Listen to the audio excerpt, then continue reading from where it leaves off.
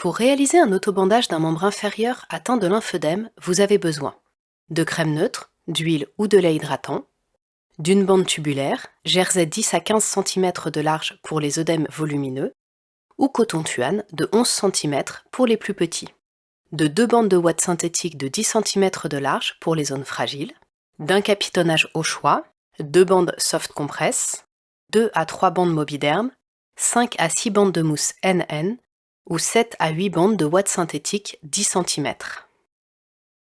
De bandes à allongement court, conformément aux recommandations de la Haute Autorité de Santé, de 8 à 12 cm de large, selon le volume de votre jambe. De micropores ou d'un équivalent.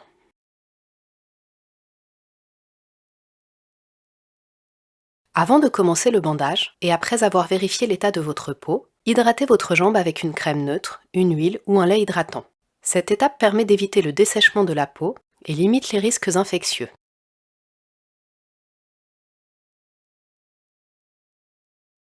Protégez votre peau avec un tubulaire de type jersey ou bande de coton selon le volume de votre jambe. Découpez un morceau d'au moins 1,50 m de ce tubulaire lavable. Enfilez le tubulaire. Pensez à bien le tendre pour éviter les plis. Utilisez le marchepied pour surélever votre pied.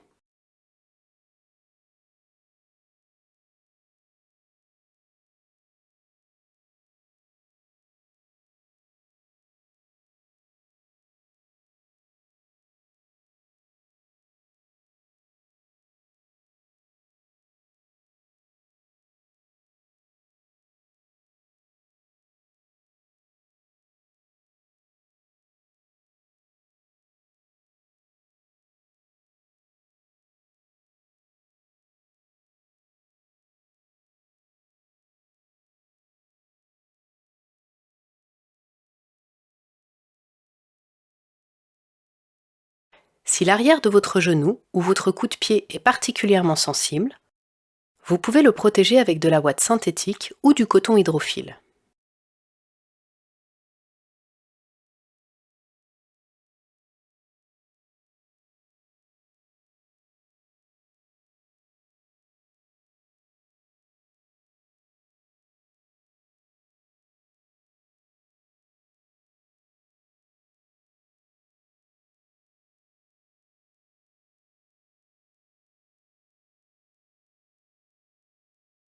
Pour le capitonnage de votre pied et de votre cheville, vous avez plusieurs possibilités. Vous pouvez utiliser seulement de la ouate synthétique Cellona, déroulée sur 3 à 4 épaisseurs.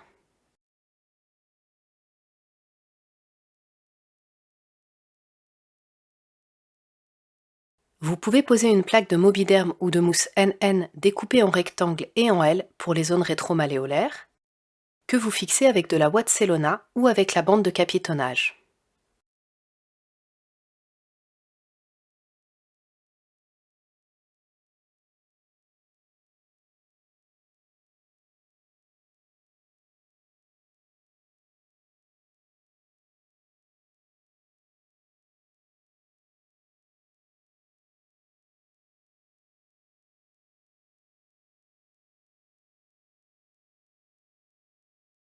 Le capitonnage par bande débute ensuite au niveau de la cheville.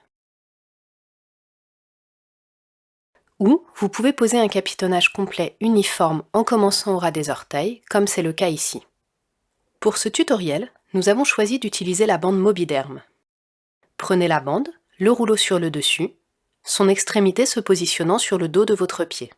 Passez au ras des orteils et remontez en spirale en superposant légèrement jusqu'en haut de votre cuisse.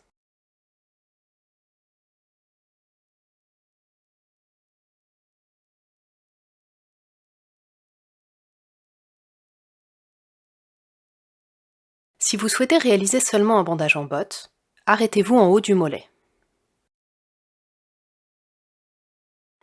Scotchez la bande afin d'éviter qu'elle ne se déroule toute seule. La bande doit être tendue, mais pas tirée. Si la bande est trop courte, utilisez une deuxième, voire une troisième bande Mobiderm, ou complétez avec une bande de ouate synthétique jusqu'en haut de la cuisse.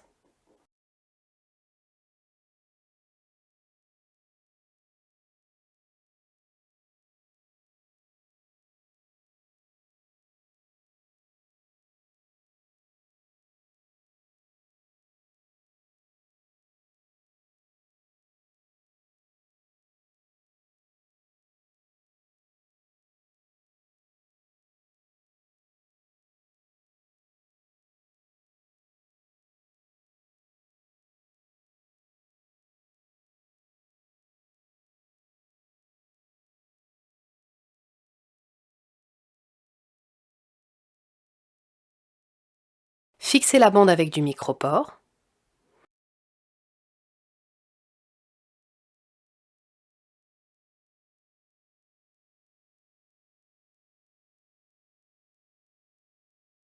Rabattez le jersey sur le pied et le haut de la cuisse.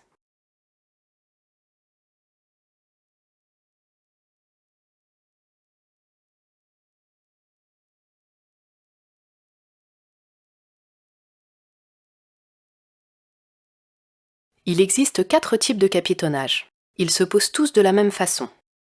Vous pouvez utiliser 2 à 3 bandes Mobiderm, 2 bandes Soft Compress,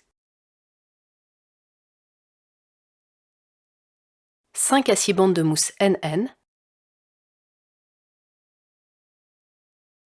ou 7 à 8 rouleaux de ouate synthétique Cellona 10 cm posés en 3 à 4 couches, en fonction du type d'œdème et de votre tolérance.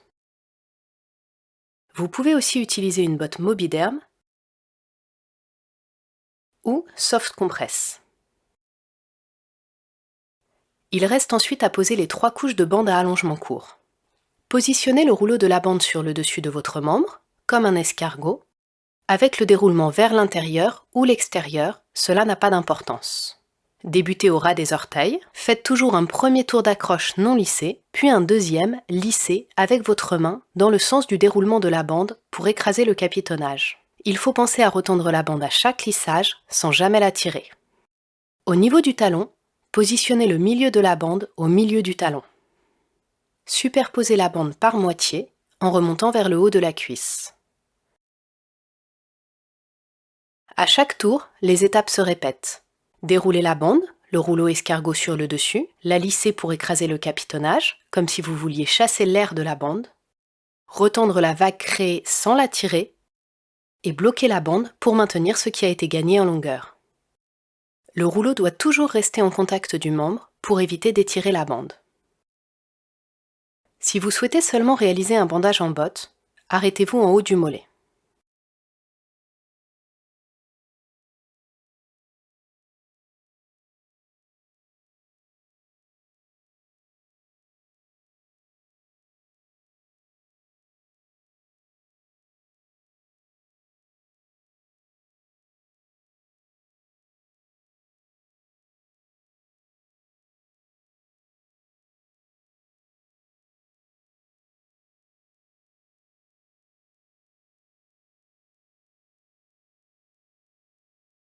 Tendez votre genou lors du passage de la bande. Faites attention à ne pas faire de plis. Recommencez avec une autre bande en démarrant à la fin de la bande précédente, comme si elles étaient cousues ensemble. Faites un premier tour d'accroche non lissé, puis un second tour lissé selon le même schéma.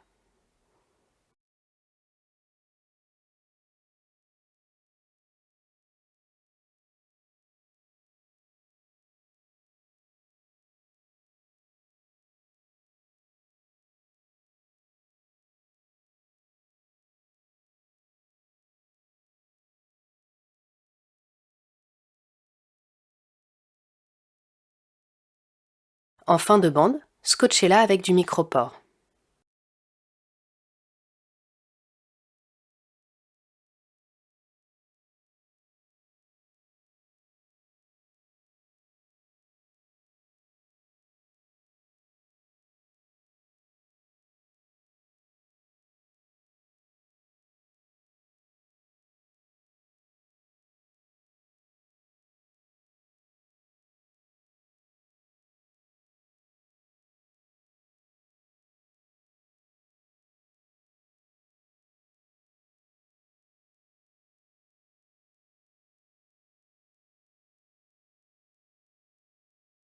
S'il reste de la bande quand vous arrivez en haut de la cuisse, redescendez simplement le long de la cuisse sans lisser.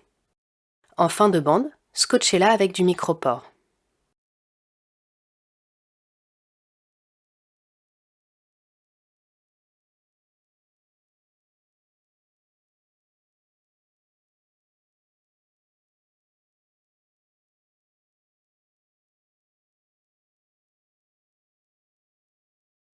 Démarrez la deuxième puis la troisième couche au ras des orteils en procédant exactement de la même façon. Dérouler la bande, la bloquer, la lisser pour écraser le capitonnage, la retendre.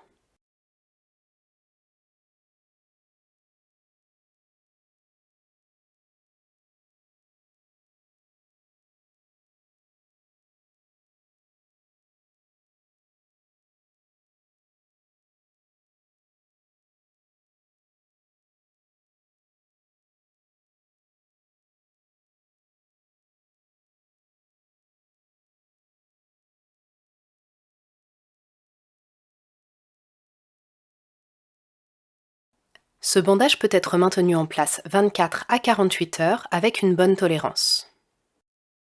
Pour réaliser ce bandage, il est important de garder à l'esprit 7 points. Les bandes de capitonnage et à allongement court se déroulent toujours de la même façon sur le membre, comme un escargot, le rouleau sur le dessus. Pensez toujours en ces termes.